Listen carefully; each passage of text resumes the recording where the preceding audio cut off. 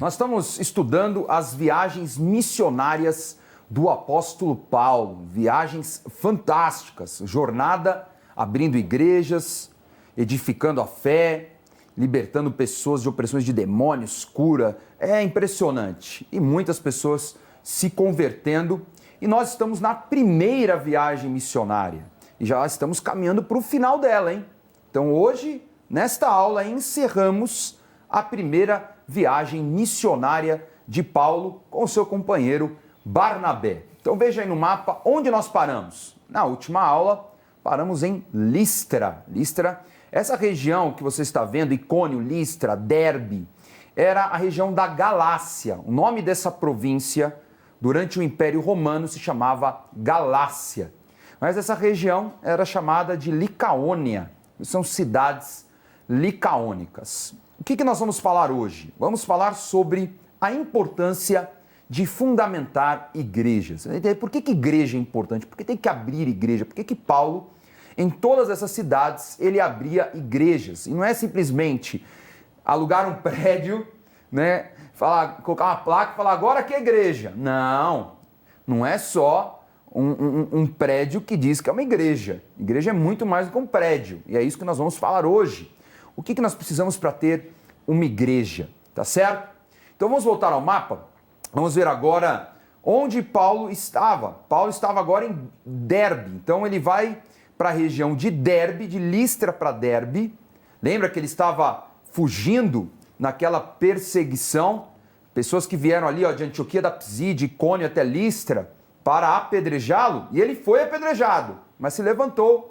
Voltou para a cidade e depois foi para Derbe. Então nós paramos em Derbe, tá? Foi o local aí onde nós vamos dar início à aula de hoje, tá bom? Pouco se fala de Derbe, fica na região da Galácia, como eu falei, uma cidade que não é tão importante como as outras mencionadas, por isso que também não diz muito sobre a pregação do apóstolo Paulo ali, apenas diz que ele anunciou o evangelho, ganhou muitas vidas e que agora ele vai fazer o caminho de retorno. Então vamos ler isso. Atos 14, 21 diz assim: E tendo anunciado o evangelho naquela cidade e feito muitos discípulos, voltaram, então saindo de Derbe, voltaram para Listra, Icônio e por fim Antioquia da Psídia, fortalecendo a alma dos discípulos, exortando-os a permanecer na fé e mostrando que, através de muitas tribulações, de muitas lutas, nos importa entrar no reino de Deus e promovendo-lhes em cada igreja a eleição de presbíteros. Depois de orar com jejuns, os encomendaram ao Senhor em que haviam crido. Amém? Até aí. Bom, nós vemos, Bispo G, que em todos esses lugares igrejas foram estabelecidas, tá? Aqui afirmado. Nessas cidades ele não apenas pregou o evangelho, anunciou o reino de Deus, as pessoas se converteram. Então não era só uma cruzada evangelística. Paulo fundou igrejas ali. E agora ele estava fazendo o caminho de Derbe em direção a essas igrejas que ele já tinha fundado para fortalecer as igrejas. Então aí você vê no mapa o caminho de volta. Então em vermelho foi o caminho de ida e agora em verde começa o caminho de volta, né? Derbe, Listra, Icônio e Antioquia da Psídia. Bispo, já te pergunto, fundar igrejas é um dever de todos nós do reino de Deus? Nós temos que fundar igrejas? Sem dúvida. O chamado para a igreja, né? A igreja somos nós, o ajuntamento de pessoas, né? Então, o Senhor Jesus falou que onde 2 ou 3 estiverem no seu nome, ele ali estaria. Então, a igreja é um local de comunhão, tanto que a gente vê que a ceia, que é um ato profético, né? É o partir do pão, é você manter uma comunhão, um relacionamento. A Bíblia fala sobre a concordância, 2 concordarem. Então, o ajuntamento ele é muito importante. E óbvio também que o ajuntamento ele não pode ser só esporádico. Eu me uno aqui, não. A fundamentação, ela é muito importante. A gente tem um local também, onde as pessoas vão se reunir. Então, naquele tempo, a gente sabia que muitas casas eram as igrejas, mas eles procuravam também ter locais mais amplos. A gente pode ter o exemplo do cenáculo, que era um local mais amplo, porque a reunião, o mover do Espírito Santo, ele vem na comunhão. Então, quando o Espírito Santo veio sobre os apóstolos, o Senhor foi categórico. Ficai em Jerusalém até que do alto sejais revestidos de poder. Então, poder, o revestimento do Espírito Santo, ele vem no quê? Num grupo de pessoas que buscam. É difícil você buscar sozinho. E é difícil também a pessoa viver isolada, porque ela tem que ter intercessores. Nós precisamos uns dos outros, né? Então, a igreja é um corpo. É composto, entre aspas, de órgãos, né? Hoje tem muitas pessoas que frequentavam igreja e não estão mais frequentando. Não são poucas. E estão aí caindo numa cilada. Verdade. Tá? Na sua ignorância, ou porque aprenderam errado. Alguém falou, não precisa. E eu quero aqui, Bispo G, te pedir para esclarecer isso. Por que igreja é tão importante para a pessoa? Porque a pessoa tem que fazer parte da igreja e não do grupo dos desigrejados. Então, o primeiro, o mundo espiritual, ele é bem complexo. Ele tem um mover. Então, vamos dizer, se você está num local sozinho, isolado, é difícil você manter a coesão desse ambiente espiritual. Porque existem entidades que estão em todos os lugares. Então, o costume que existe ao redor do mundo, pessoas que fazem o que querem, vícios, tudo isso deixa o ambiente impregnado. Mas quando nós estamos em um grupo, é muito mais o quê? Eficaz a oração, a repreensão, por causa da concordância, por causa da resistência. Então, né, a gente brinca, a gente chama eles de desigrejados. Eles podem até ter uma religião. Então, eles têm a religião deles, eles cumprem, assistem na televisão, eles podem fazer os seus estudos através da internet, mas o mover do Espírito Santo, eu garanto, é praticamente impossível. Porque não adianta eu ser ministrado na TV de uma forma fria. Eu tenho que estar num ambiente espiritual. É incrível, Bispo Dani, porque quando eu chego na igreja, eu até agora me arrepiei, está lá o louvor, eu chego em meio já ao louvor, é incrível a presença. É mesmo. É incrível como você entra e o clima espiritual está ali. É o mesmo local que se tivesse uma câmera filmando, é o mesmo local, a palavra é igual, o louvor é igual, mas o ambiente não é igual. Com certeza. Por isso que o Senhor fala que ele estaria lá. Por que ele não fala, aonde uma pessoa estiver, eu estarei? Ele falou, 2 ou 3, eu estarei ali. Porque é muito importante essa busca, comunhão, concordância. E é só na igreja. A gente precisa de um ambiente adequado para prestar o culto. É verdade. E 1 Coríntios 14:40 fala que tudo seja feito com ordem e com decência. É um capítulo dedicado a até lidar com a questão do serviço do culto. Olha como Paulo ele vai aprofundando isso. Como devem se portar nas reuniões, quem vai pregar, quem vai falar, quem vai servir. É muito importante essa comunhão de você ter um tempo dedicado, num espaço dedicado somente para isso. Porque em casa, de repente, se precisa assistir um culto um dia, tudo bem. Né? Aliás, a Rede Gospel tem os cultos ao vivo exatamente para isso, para a pessoa se alimentar cada vez mais da palavra. Mas nós estamos falando de entregar o seu culto a Deus e de você se relacionar com outras pessoas e não se isolar. Tá? Então isso é fundamental. Um lugar onde você possa se conectar com Deus. Interessante como Jesus Cristo, ele estava sempre rodeado de gente, né? Onde Jesus passava, tinha gente. Sabe qual era o momento que ele tinha para orar? Na madrugada. Todo mundo vai dormir, né? Vou todo mundo dormir agora eu vou para o monte. Parece a gente. É um ambiente propício para que tenha essa concentração de sentar, ouvir a palavra. Porque, sinceramente, Bispo G, a pessoa está em casa, assistir um culto um dia ou outro em casa, bênção.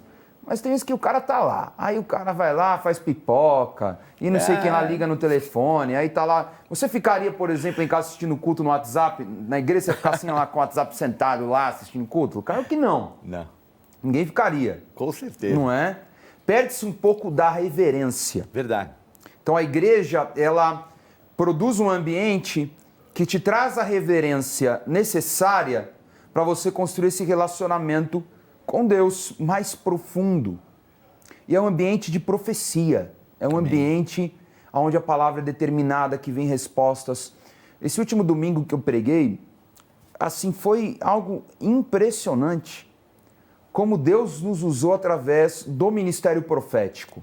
De trazer revelações ali para pessoas específicas. E que se essa pessoa não estivesse lá, ela não ia receber. É verdade. Eu posso falar, mas ela não vai receber. Porque ela não estava ali ouvindo. Não é verdade? Uhum. Então isso é importante, como Deus se manifesta no ambiente da concordância. Os dois estão ali reunidos, um está falando, o outro está ouvindo. E nesse amor, nessa unidade, Deus vai operar todos os sinais, milagres e vai dar a direção que nós precisamos. Agora, o que é a igreja, Bispo G? Porque também a pessoa fala assim, é importante para mim e tal, mas o que é a igreja? É um ajuntamento? A igreja tem autoridade contra demônios. É, isso mesmo. Inclusive, Bispo, eu até lembrei que quando eles estavam numa situação muito difícil, indo para uma guerra, 3 reis num local que era um local assim terrível de um deserto. Então, quando chamaram Eliseu para profetizar, Eliseu falou, trazei um tangedor. E o tangedor era alguém que ia tocar um louvor. Olha só. Para que houvesse o ambiente para a manifestação do espírito de profecia. Ele era um profeta, ele poderia simplesmente falar, mas está num deserto, coração totalmente ali de todos, fora daquilo que era o contexto de adoração. E aí ele chama um tangedor, alguém para louvar, e aí se manifesta a presença do Espírito. Porque o ambiente onde estava comprometido com as trevas. Com as trevas, né? Só um rei que era mais certinho, os outros dois, difícil. Verdade. Né? Então lá em Efésios 1, 20 a 23, fala da autoridade da igreja. Amém. Que o Senhor Jesus colocou os principados, potestades e dominadores debaixo dos nossos pés. Como é que alguém pode ficar fora da igreja? Ficar fora da igreja é não ter autoridade no mundo espiritual. E pode ser que você não tenha nenhuma vida espiritual realmente. Por quê? Não é instruído, não é pastoreado, não é acompanhado. Romanos fala que a fé vem pelo ouvir da pregação. Ah, como é que vai ter uma vida espiritual saudável? Não vai ter. Verdade. E aí qual é o risco do que aconteceu com o evangelho a partir do século II? Aí vale um dado histórico. Né? Que do século II em diante, com a intensidade da perseguição romana, os cristãos começaram a ficar segregados, já não se juntavam mais na igreja. Ficavam escondidos, se reuniam em cemitérios, em catacumbas, por causa da perseguição. Tá? Hoje a gente não está vendo perseguição no Brasil. A pessoa está em catacumba porque ela quer. Porque não deveria estar. E mesmo na catacumba era um ajuntamento que eles faziam. Era um grupo que vinha para as catacumbas e ficava lá, se encontrava como igreja. Como igreja. Agora, com o passar do tempo, com essa segregação, o que foi acontecendo? Quanto mais você segrega, tem menos unidade, maior é o risco para as heresias. É verdade. Porque aí começam as interpretações. Ah, porque eu acho que é assim, porque a Bíblia, na minha opinião... Cara, existe minha opinião. Não existe isso. A Bíblia não foi feita para ser interpretada, a Bíblia foi feita para ser aplicada. E aí começa essa loucura, porque aí um fala que dízimo é uma coisa, outro fala que é outra, um fala que oferta é isso, que oferta é aquilo, não, algum fala que não precisa fazer nada, que tudo é graça. Cara, que confusão. Agora, por quê? Porque as pessoas estão perdidas por não entenderem o significado de igreja. E principalmente daquilo que Jesus determinou para nós sermos como igreja. Porque quem fundou a igreja não foram os apóstolos. Quem fundou a igreja foi Jesus, Mateus 16. Para deixar claro isso. Não foi homem, foi Jesus Cristo. Agora, o que Jesus determinou para a igreja? O que Jesus determinou para nós? Mateus 28, 18, vamos ler. Jesus, aproximando-se, falou-lhes dizendo: toda autoridade me foi dada no céu e na terra. Ide, portanto, fazei discípulos de todas as nações, batizando-os em nome do Pai, do Filho e do Espírito Santo, ensinando-os a guardar todas as coisas que vos tenho ordenado. E eis que estou convosco todos os dias até a consumação do século. Passagem incrível, encerrando o livro de Mateus, falando exatamente sobre a autoridade que Jesus nos deu, a autoridade que ele tem, que ele está conosco, mas que nós temos um ID. Muitos erram, Bispo G, em achar que o ID é simplesmente anunciar o evangelho. Não. O ID é fazer discípulos, é anunciar e ensinar, é anunciar e pastorear. Isso é o ID de Jesus. Então, como vai pastorear se não tem igreja? Verdade. E aí vai dar margem vai dar margem, obviamente, para as coisas mais absurdas que a gente vê. Eu dei um exemplo outro dia no Haiti, que pessoas foram evangelizadas por trabalhos missionários após o terremoto de 2010, mas não ficaram ali edificados em uma igreja. Essas pessoas continuaram a praticar voodoo, continuaram a praticar magia negra, recebendo Jesus. Então, peraí, tá certo isso? De maneira nenhuma. Claro que não. Então precisa ser pastoreado, precisa ser discipulado, precisa desenvolver a salvação. Amém. E em nossos dias, infelizmente, as pessoas estão achando assim, não vamos só falar de Jesus, porque todo mundo quer ser pregador, mas ninguém quer ser pastor.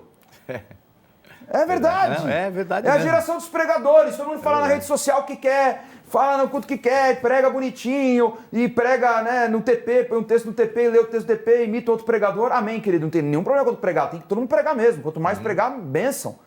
Só que não pode só pregar, tem que ser pastor. Verdade. Hoje essa é a deficiência do reino de Deus.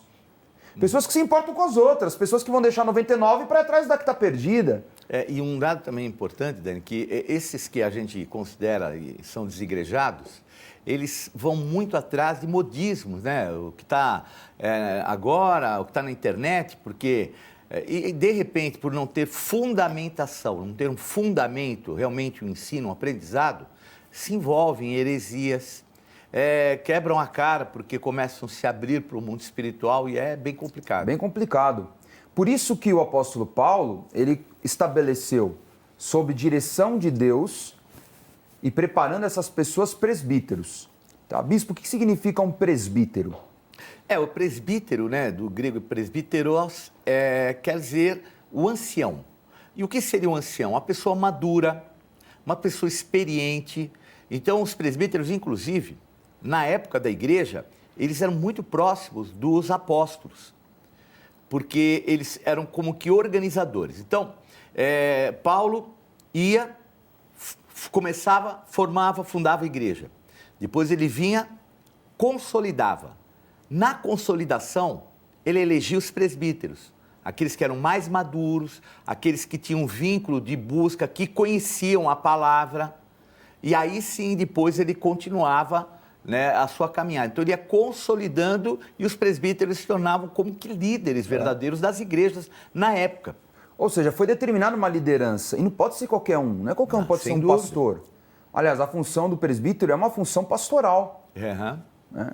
Então tinha que ser uma pessoa mais experiente. Bom, se a palavra ancião ancião. é uma palavra que te diz que é alguém que tem muita experiência, foi preparado, foi provado várias vezes, tem conhecimento da palavra, para dar continuidade àquilo que foi fundamentado pelo apóstolo. Então, em cada uma dessas cidades que nós falamos, Derbe, Listra, Icônio, Antioquia da Psídia, e aí vai, ele foi ali elegendo, você é o líder dessa igreja, você é o líder dessa igreja, você é o líder dessa igreja, e vocês estão sob a minha orientação, eu vou pastorear vocês, e vocês vão pastorear o povo neste local. Cada igreja tem sua característica, cada igreja tem, sua característica, cada igreja tem potestades a combater no local, culturas diferentes, então cada um tinha que ter seu preparo também segundo o aspecto da região. Mas, Bispo G, tem gente que é aversa à autoridade, tem gente que não quer reconhecer a autoridade na igreja, não. Eu pergunto, o que alguns argumentam, se todos somos filhos de Deus, por que a igreja tem hierarquia? Então, aí nós vamos chegar já na palavra. Porque o que é hierarquia? Hieros quer dizer sagrado. Arqué, quer dizer governo. Então, o que é a hierarquia? O governo daquilo que é sagrado. Então, a própria palavra já denota que tem que ter o quê? Vamos dizer, uma sequência de autoridades para que a igreja esteja revestida de poder e que haja o quê? Cada um ocupando um determinado espaço espiritual ao qual ele tem a qualidade, qualificações.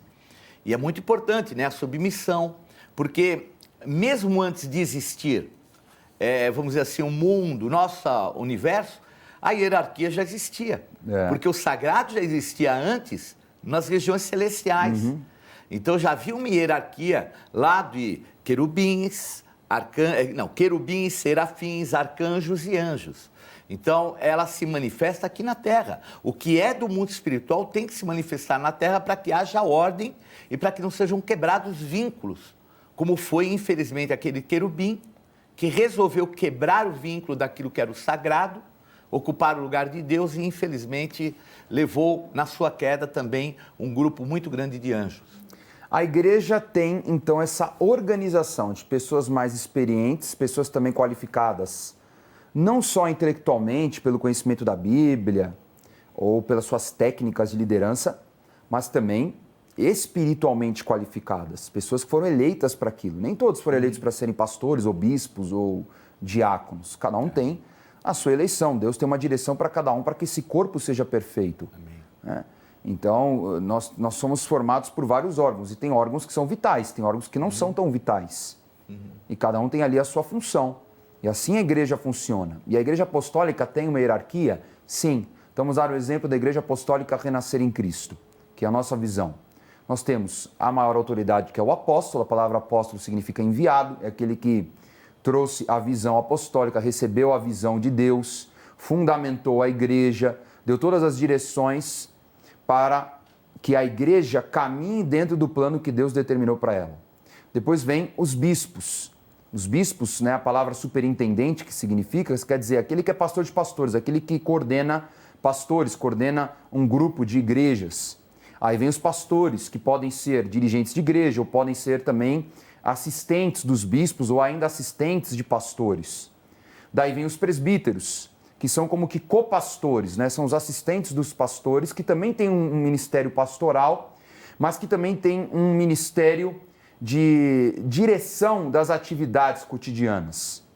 E aí vem os diáconos, que são os que servem, né? A palavra diácono é a palavra diaconia, é a palavra serviço. É aqueles que estão ali fazendo as operações da igreja, os serviços da igreja. E os aspirantes são aqueles que estão se preparando para a sua constituição de diácono, é aquele membro que está se preparando para ser um diácono, para ter a sua carreira ministerial. E, por fim, os membros. Então, tem essa organização exatamente também no sentido de expansão, né? Se fosse pensar só numa igreja local, iria ter pastor, ok. Não é verdade? Mas como a igreja ela tem que crescer, ela tem que abrir mais portas, ela tem que ocupar outras cidades, aí vão vir os bispos. E aí o apóstolo e assim por diante. Então a visão ela tem que ter essa direção de crescimento, de expansão, de levar o evangelho a mais pessoas. E essa pergunta, Bispo G, qual que é o processo de uma pessoa para ela alcançar uma constituição ministerial superior? Por exemplo, a pessoa acabou de chegar na igreja, se tornou membro, eu quero seguir essa carreira. O que ela precisa para seguir essa carreira ministerial? Bom, duas coisas são necessárias. Obviamente, ela se envolver num curso para um aprendizado. Mas será que o aprendizado é o suficiente? De maneira nenhuma. Porque nós temos que ter os dons espirituais. Então, existem vários dons espirituais, existem dons ministeriais, e esses dons, eles se manifestam quando você tem uma vida útil. Então, além de você fazer um curso, você já tem que começar a se envolver ministerialmente. E é automático, porque aqueles que gostam de ler a palavra, de conhecer a palavra, já começam a se envolver no lado do ensino.